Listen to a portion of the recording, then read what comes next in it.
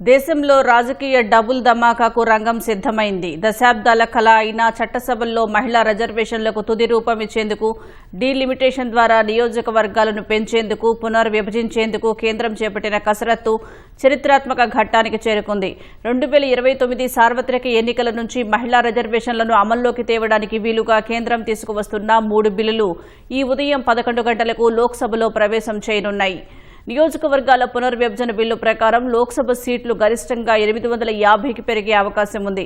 రాజ్యాంగ సవరణ బిల్లుకు లోక్సభలో 3/2 మెజారిటీ అవసరం కాగా బిల్లును వ్యతిరేకిస్తామని ప్రతిపక్ష ఇండీ కూటమి స్పష్టం చేసింది. దేశంలో నియోజకవర్గాల పునర్విభజన చట్ట సవరణ బిల్లును కేంద్ర ప్రభుత్వం ఇవాళ లోక్సభలో ప్రవేశపెట్టనుంది. ఇందులో లోక్సభ సీట్లను 550 నుంచి గరిష్టంగా 850కి పెంచడం సహా 2011 జనాభా లెక్కల ప్రకారమే దేశంలో డీలిమిటేషన్ ప్రక్రియ చేపట్టే 131వ రాజ్యాంగ సవరణ బిల్లు ఉన్నాయి.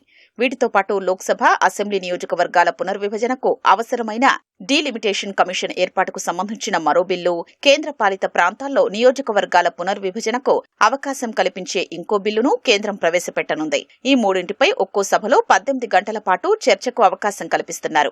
ఇందులో ఒకటి రాజ్యాంగ సవరణ బిల్లు, మిగతా 2 చట్టపరమైన బిల్లులు. రాజ్యాంగ సవరణ బిల్లు ఆమోదం పొందాలంటే 3/2 మెజారిటీ కావాలి. మిగతా 2కి సాధారణ మెజారిటీ సరిపోతుంది. నియోజకవర్గాల పునర్విభజనను వ్యతిరేకిస్తున్నామని చెప్తున్న ఇండియా కూటమి ఆ బిల్లుకు వ్యతిరేకంగా ఓటేస్తామని తెగేసి చెప్పడంతో రాజ్యాంగ సవరణ బిల్లు ఆమోదంపై ఉత్కంఠ నెలకొంది. ప్రస్తుతం లోక్సభలో ఉన్న 540 మంది సభ్యుల్లో 3/2 మెజారిటీ కావాలి. అంటే రాజ్యాంగ సవరణ బిల్లు ఆమోదం పొందాలంటే 360 మంది సభ్యుల మద్దతు అవసరం. అధికారిక ఎన్డీఏ కూటమికి 292 మంది సభ్యుల మద్దతుంది. మరో 68 మంది మద్దతు అవసరం. అది ఎలా సాధిస్తుందన్న ప్రశ్న ఉదయిస్తోంది. సభకు హాజరైన సభ్యుల్లో 2 నుంచి 3వ వంతు మెజారిటీ సాధిస్తే సరిపోతుంది. ఒకవేళ ప్రతిపక్ష పార్టీలకు చెందిన సభ్యులు ఎక్కువ మంది గైర్హాజరైతే ఆ మేరకు అధికార పక్షం బలం పెరిగినట్లవుతుంది. పార్లమెంటులో డీలిమిటేషన్ బిల్లుకు వ్యతిరేకంగా విపక్షాలన్నీ ఓటైబోతున్నాయని ఏఐసీసీ అధ్యక్షుడు మల్లికార్జున ఖర్గే ప్రకటించారు. నిన్న ఢిల్లీలోని ఖర్గే నివాసంలో విపక్ష కూటమి నేతలు సమావేశమయ్యారు. ఈ భేటీకి 21 పార్టీల నేతలు హాజరయ్యారు. సభలో అనుసరించాల్సిన వ్యూహంపై చర్చించారు. తామంతా మహిళా రిజర్వేషన్ల చట్టానికి అనుకూలంగా ఉన్నామని, కానీ ప్రభుత్వం దీనికి అనుబంధంగా సవరణలు తేనున్న విధానం పట్ల మాకు అభ్యంతరాలు ఉన్నాయని సమావేశం తర్వాత ఖర్గే చెప్పారు.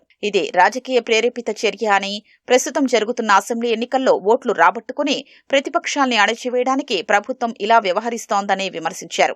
అందుకే డీలిమిటేషన్ బిల్లును వ్యతిరేకించాలని అంతా ఒక నిర్ణయానికొచ్చామని స్పష్టం చేశారు. దీనికి బదులు ఇప్పుడున్న 543 లోక్సభ సీట్ల ఆధారంగానే 2029లో మహిళా రిజర్వేషన్లను అమల్లోకి తేవాలని 21 ప్రతిపక్ష పార్టీలు డిమాండ్ చేశాయి.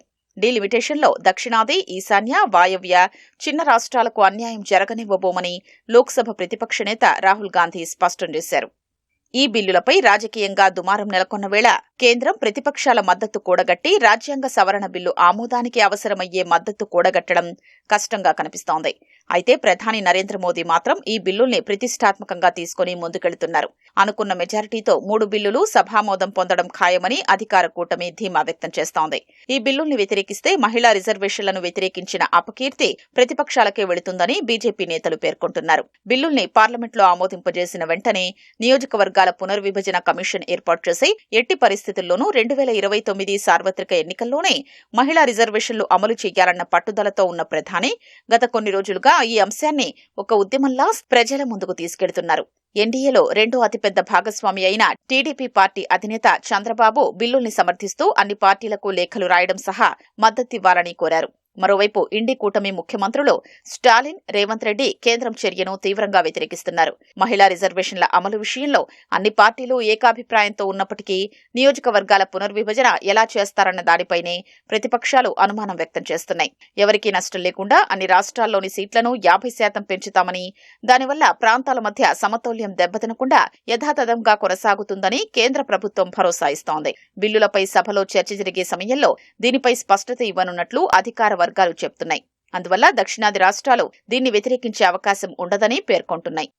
డీలిమిటేషన్ కమిషన్ ప్రతి రాజకీయ పార్టీని సంప్రదిస్తుందని కేంద్ర ఆర్థిక మంత్రి నిర్మలా సీతారామన్ స్పష్టం చేశారు. లోక్సభలో సీట్లు 850కి పెంపు అనేది గరిష్ట పరిమితి. ప్రతి రాష్ట్రానికి ఒక డీలిమిటేషన్ కమిటీ ఉంటుంది. అది అన్ని పార్టీలతో మాట్లాడిన తర్వాతే ఒక నిర్ణయం తీసుకుంటుందని కేంద్ర మంత్రి పేర్కొన్నారు.